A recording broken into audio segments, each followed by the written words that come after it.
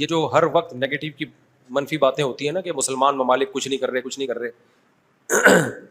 عرب نے مل کے 3 دفعہ اسرائیل سے جنگ لڑی ہے, تینوں جنگوں میں شکست ہوئی ہے, اور وجہ شکست کی یہ ہے کہ پیچھے امریکہ سپورٹ کر رہا ہے.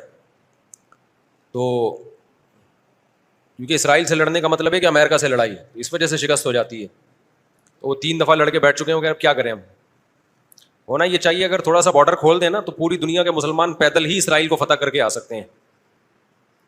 اتنی بڑی تعداد میں مسلمان ہیں اور ان میں جانے کا جذبہ بھی ہے کہ تھوڑا سا بھی راستہ کھل جائے تو یہ پیدل ہی ہوتے ہوتے, اتنی بڑی تعداد ہے تو یہ 8-10 کروڑ تو ویسے ہی چلے جائیں گے. اسرائیل پہیاں فتح کر کے آ جائیں گے. لیکن بات یہ ہے کہ جانے نہیں دیتے, راستہ نہیں ہے. کیونکہ اگر مصر راستہ دیتا ہے نا, تھوڑا سا بھی راستہ کھولتا ہے, تو پہلے اسی بیس پہ اسرائیل مصر پہ اٹیک کر کے اس کے علاقے لے چکا ہے کہ مصر نے راستہ کھولا ہوا تھا مجاہدین کے لیے. تو اس بیس پہ اسرائیل نے آدھا مصر پہ قبضہ کر لیا. سمجھ رہے ہو؟ تو جب مصری ہاتھ سے نکل گیا ان کے, تو ایسا گچھی پکڑی ہے نا چاروں طرف سے. تو اب دیکھیں آگے ہوتا کیا ہے, اللہ خیر کرے.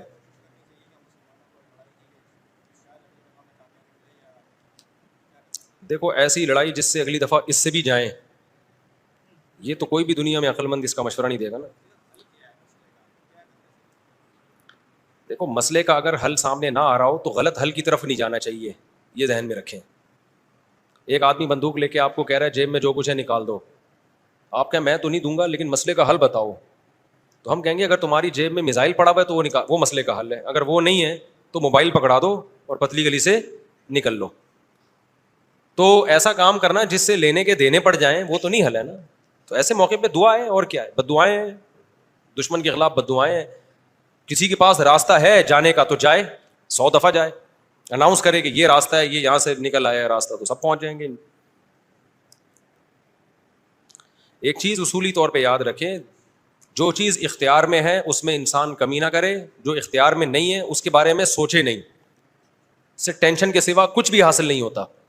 کیونکہ جب آپ ایسی چیز کا سوچنا شروع کرتے ہیں نا جو آپ کے اختیار میں نہیں ہے, تو ہمیشہ وہ کام کر لیتے ہیں جس کا پہلے سے بھی زیادہ نقصان ہوتا ہے, جس کا پہلے سے زیادہ نقصان ہوتا ہے. میری پالیسی ہمیشہ یہی رہی ہے ہر معاملے میں, جو اپنے اختیار میں ہے چھوڑو نہیں, جو اختیار میں نہیں ہے پڑھو نہیں اس میں. سمجھ رہے ہو کہ نہیں سمجھ رہے؟ اگر ہم اس اصول پہ اختیار کر لیں بہت سارے معاملات ہمارے ویسے ہی سیدھے ہو جائیں گے. تو لوگ جو بلا وجہ فنٹر بننے کی کوشش کرتے ہیں نا, ہم یہ کر دیں گے, ہم وہ کر دیں گے, وہ فنٹر گیری ہی ہوتی ہے. ایک یوٹیوب پہ اور بلکہ اس پہ ٹک ٹاک پہ ایک بندہ آ رہا ہے, لڑکا بڑے غصے میں بیٹھا ہوتا ہے, یہ مولوی کچھ نہیں کر رہے, اسرائیل میں یہ ہو گیا, فلاں جگہ یہ ہو گیا, یہ یوں نہیں کر رہے, یوں نہیں. میں نے دفعہ کمنٹ کر دیا کہ تو کیا کر رہا ہے بھائی بیٹھ کے, تو بھی تو کچھ کرنا. کہہ رہا میں اکیلا کیا کروں, یہ مولوی کریں گے تو میں کروں گا. بھائی یہ مولوی تو کچھ نہیں کر رہے. وجہ اس کی ہے کہ مولوی کہتے ہیں ہم کیا اکیلے کیا کر سکتے ہیں, گورنمنٹ جب تک نہیں کرتی. تو جو دلیل مولوی دے رہے ہیں وہی دلیل آپ بھی دے رہے ہو کہ یہ مولوی چونکہ نہیں کر رہے تو میں اکیلا کیا کر سکتا ہوں. تو بات یہ کر آپ بھی نہیں رہے. یہ باتیں کرتا ہوا وہ اچھا لگتا ہے جو میدان جنگ میں جا رہا ہو اور لڑ رہا ہو اور دو بدو فائر ہو رہا ہو اور جہاد کر رہا ہو اور کہہ رہے دیکھو مولوی کچھ نہیں کر رہے اور میں یہاں بم رکھ کے آ رہا ہوں وہاں پہ اور شہید ہو رہا ہوں میں سب کے سامنے. جتنے اسکالر آ رہے ہیں یہ مولوی یہ نہیں کر رہے وہ نہیں کر رہے, بھائی تم بھی باتیں ٹھوکنے کے علاوہ کچھ بھی نہیں کر رہے ہو. تو مولوی وہ باتیں نہیں کر رہے جو تم کر رہے ہو, اس لیے کہ ان کو پتا ہے باتیں کرنے کا فائدہ نہیں ہے. تو کام وہ کرو جو کر سکتے ہو. سمجھتے ہو کہ نہیں سمجھتے؟ ایک خاتون نے اپنے شوہر سے کہا نا کہ سوئٹزرلینڈ جانے پہ کتنا خرچہ ہوگا, میں سوچ رہی ہوں کہ ہم سوئٹزرلینڈ چلتے ہیں, کتنا خرچہ ہوگا؟ اس نے کہا بالکل بھی نہیں. اس نے کہا کیوں نہیں خرچہ ہوگا؟ اس نے کہا سوچنے پہ کوئی خرچہ نہیں, سوچ ہی رہی ہو نا سوئٹزرلینڈ جانے کا. تو وہ بات کرنی چاہیے جو عملی دنیا میں ممکن ہو. اور دوسری بات یہ کہ علماء یا جو بھی بڑے لیول پہ جو لوگ ہوتے ہیں وہ بہت کچھ اندر اندر کر رہے ہوتے ہیں. وہ پرلے درجے کے بے وقوف ہوں گے اگر وہ عوام کو بتا کے کرنا شروع کر دیں, بڑی حماقت کی بات ہوگی. بہت کچھ اندر اپر لیول پہ حکومتوں سے رابطوں کی کوشش ہو رہی ہوتی ہے, حکومتوں کو سمجھایا جا رہا ہوتا ہے, حکمرانوں کو حل دیے جا رہے ہوتے ہیں. تو یہ نہیں ہوتا کہ جو بھی کر رہا ہے نا کہ میں جا رہا ہوں آرمی چیف سے ملاقات کے لیے اسرائیل کے مسئلے پہ بات کروں گا, یہ میرا یوٹیوب چینل ہے آپ لوگ دیکھ لیں, میں جا رہا ہوں ٹاٹا دیکھو میں اپنی ذمہ داری کیا کر رہا ہوں پوری کر رہا ہوں. اسی طرح آرمی چیف کہے لوگوں میں جا رہا ہوں اسرائیل کے مسئلے پہ فلاں سے بات کرنے کے لیے, دیکھا آرمی زندہ باد. ایسا نہیں ہوتا. بڑے پیمانے پر جو گیم کھیلے جا رہے ہوتے ہیں وہ خفیہ ہی ہوتے ہیں, وہ عوام کو نہیں بتائے جاتے. تو بہت کچھ ہو رہا ہوتا ہے. اب سعودی عرب کا بادشاہ کیا کچھ کر رہا ہے ہمیں نہیں پتا, تو ہمیں نہ تعریف کرنی ہے کیونکہ ہو سکتا ہے وہ جھوٹی تعریف ہو, اور نہ ہم نے برائی کرنی ہے کیونکہ ہو سکتا ہے وہ جھوٹی برائی ہو. ہم نے چپ کر کے بیٹھنا ہے, اپنا جو ہم کر سکتے ہیں وہ کریں, کسی کے خلاف یہ کچھ نہیں کر رہے, وہ کچھ نہیں کر رہے, یہ یوں نہیں کر رہا, وہ یوں نہیں کر رہا, تو بھائی تو کیا کر رہا ہے؟ تو بھی تو یہی کر رہا ہے کہ وہ کچھ نہیں کر رہا تو یہ کچھ نہیں کر رہا تو وہ کچھ نہیں کر رہا, اور یہ تو بھی تو یہی کر رہا ہے, تو اس سے بہتر ہے کہ تو بھی کچھ نہ کرتا. کیا خیال ہے؟ یہ جو حدیث میں آتا ہے کہ قرب قیامت میں یہودی پتھر کے پیچھے چھپے گا تو پتھر بولے گا کہ یہ میرے پیچھے یہودی ہے, فقتلہ یا مسلم ھذا یہودی ورائی فقتلہ, اس کو قتل کر دو. تو پتھر بولے گا کا کیا مطلب ہے؟ پتھر بولے کا مطلب پتھر بولے گا, پتھر کا باپ بھی بولے گا, آواز آئے گی, معجزہ ہوگا, تو ایک لڑائی ہوگی. لیکن خوب سمجھ لو, نبی صلی اللہ علیہ وسلم نے جو بھی پیش گوئیاں کی ہیں نا قرب قیامت کی, ان پیش گوئیوں کو محدثین فقہ کے ابواب میں ذکر نہیں کرتے, کتاب الاحکام میں ذکر نہیں کرتے, ان کو کتاب الفتن میں یا کتاب علامات ساعہ میں ذکر کرتے ہیں. احکام کا مطلب کیا ہے؟ یہ کرو, یہ نہیں کرو, یہ حلال ہے, یہ حرام ہے. تو جو آرڈر کی حدیثیں ہیں نا ان میں ذکر نہیں کرتے, یہ بتانے کے لیے کہ یہ علامتیں جب پورا ہونے کا ٹائم آئے گا خود ہی ہوں گی. ہم نے ان احادیث کو دیکھ کے خود سے کوئی کام نہیں کرنا ہے, ہم نے وہ کرنا ہے جو ابھی گراؤنڈ ریئلٹی ہمیں کرنے کا کہہ رہی ہے. نہیں یہی بات سمجھ میں؟ آپ نے سن لیا کہ حضرت عیسیٰ علیہ السلام قرب قیامت میں نازل ہوں گے, 100% ہمیں یقین ہے نازل ہوں گے. حضرت مہدی آئیں گے, 100% ہمیں یقین ہے حضرت مہدی آئیں گے. ہمیں پتا چلا جی شام میں حضرت عیسیٰ علیہ السلام نازل ہوں گے, ہم نے کہا ہوں گے نازل, یقیناً ہمارا عقیدہ ہے.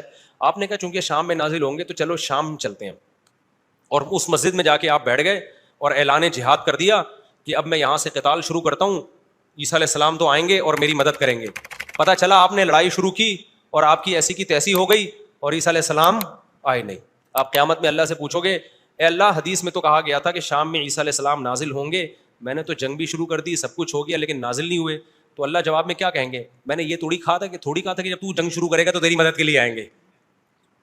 یہ میں نے کہا تھا آئیں گے, میں نے یہ ٹائم تھوڑی بتایا تھا. تم جو اپنا کام ہے وہ کرو, جب انہوں نے آنا ہوگا تو وہ آ جائیں گے. تم گراؤنڈ ریئلٹی کو دیکھ کے ٹائم گزارو. جب حضرت مہدی نے آنا ہوگا تو آئیں گے. اب ہر تھوڑے دنوں میں حضرت مہدی کی امید پہ کوئی تحریک اٹھتی ہے. سعودی عرب میں جو 1979 میں بغاوت ہوئی تھی, جنرل مشرف کی قیادت میں آرمی نے جا کے کنٹرول کیا تھا نا, وہ بغاوت کیا ہوئی تھی؟ وہ یہی کہ لوگوں نے کہا امام مہدی آنے والے ہیں, تو ایک بندے کو تیار کیا, کل تیرا حلیہ وہ ہے جو امام مہدی والے, تیرا نام بھی وہ, تیرے ابا کا نام بھی وہ, اور اس کو تیار کر کے بغاوت پہ اکسایا اور کہا کہ بس انقلاب آنے والا ہے, امام مہدی آنے والے ہیں, اور یہی آ گئے. نتیجہ نکلا سعودی عرب نے پاکستان آرمی کو بلایا, چاروں طرف سے گھیر کے سب کو لٹکا دیا انہوں نے پکڑ کے. تو اب وہ اللہ سے قیامت کے دن کہے کہ اللہ امام مہدی تو آنے والے تھے, اللہ کہیں گے میں نے کب کہا کہ ابھی آنے والے تھے. ٹھیک ہے نا, تمہیں زمینی ایک مضبوط ریاست ہے, ایک حکومت ہے, پرامن حکومت ہے, آپ بیت اللہ میں اس کے خلاف بغاوت کر رہے ہو یار, جہاں خون بہانا منع ہے. احکام کی حدیثیں جب فقہا بیان کریں گے نا اس میں علامات ساعت نہیں ہوتی. احکام کی حدیثوں میں فقہا کیا بیان کرتے ہیں؟ احکام کا مطلب جو آرڈر سے متعلق, ان میں مسلم کی حدیث ہوگی, بخاری کی حدیث ہوگی, اسمعوا واطیعوا ولو سلط علیکم رجل حبشی کأن رأسہ ذبیبہ, سنو اور اطاعت کرو, تم پر حبشی غلام بھی مسلط ہو جائے. جب بادشاہ بن گیا, جب وہ حکومت کا جب حاکم بن گیا تو آپ اس کے خلاف بغاوت نہیں کرنی. مسلم کی حدیث ہے جب مسلمانوں کا ایک امیر بن جائے جو اس کے خلاف کھڑا ہو, کائنا من کان فاقتلوہ, جو بھی کھڑا اس کو قتل کر دو تاکہ مسلمانوں کا اتحاد نہ ٹوٹے. یہ احکام کی حدیثیں ہیں. سمجھ میں آ رہی ہے بات؟ تو ہم نے ان احکام کی حدیثوں کو فالو کرنا ہے, اور جو قیامت سے متعلق ہیں ان پہ یقین رکھنا ہے, ان میں امیدیں ہیں ہمارے لیے کہ ایک دن اللہ ہماری مدد کرے گا. ہم سے نہیں ہوگا تو عیسیٰ ابن مریم کو نازل کرے گا, اور عیسیٰ ابن مریم تو وہ ذات ہیں جن کا یہودی بھی انتظار کر رہے ہیں, عیسائی بھی اور مسلمان بھی. یہودی ان کو کہتے ہیں مسیح دجال, معاذ اللہ, وہ کہتے ہیں ہماری مدد کی, جو یعنی ان کو عیسیٰ تو نہیں مانتے وہ, لیکن وہ ساری علامتیں فکس کر دیتے ہیں کس پہ؟ کیونکہ ان کی کتابوں میں بھی ہے نا. تو شرارت کر کے حضرت عیسیٰ سے ہٹا کے وہ اپنے کسی نجات دہندہ کی طرف لے کے جاتے ہیں. عیسائی کیا کرتے ہیں؟ عیسیٰ ابن مریم نازل ہوں گے ہماری مدد کے لیے, یعنی عیسائیوں کی مدد کے لیے. اور مسلمان کیا کہتے ہیں؟ بھائی عیسائی مذہب بھی باطل ہے, یہودی مذہب بھی باطل ہے, منسوخ شدہ مذاہب ہیں. عیسیٰ ابن مریم حق کی خاطر آئیں گے, اور حق مذہب کیا ہے؟ ان دین عند اللہ الاسلام, اور اس میں اسلام کے پاس صرف نرے دعوے نہیں ہیں, دلائل بھی ہیں. اسلام کو آپ کمپیئر تو کریں دوسرے مذاہب سے, کوئی جوڑ ہے ہی نہیں اسلام اور اسلام کے مقابلے کا. تو حضرت عیسیٰ کے نزول کا تو صرف غامدی صاحب نے انکار کر دیا ہے, ورنہ تو حضرت عیسیٰ کے تو تمام آسمانی مذاہب ان کے نزول کے قائل ہیں.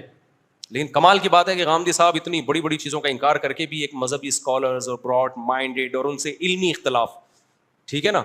اور رفع الیدین کا مسئلہ جو ہمیشہ سے اختلافی ہے, اس میں ہم گمراہ بھی ہیں, اندھے مقلد بھی ہیں. تو یہ آج کل کے اسکالرز میں اعتدال نام کی کوئی چیز نہیں ہے. یہ علمی دلائل نہیں ہوتے, ان کی اپنی ایک خاص قوموں سے نفرتیں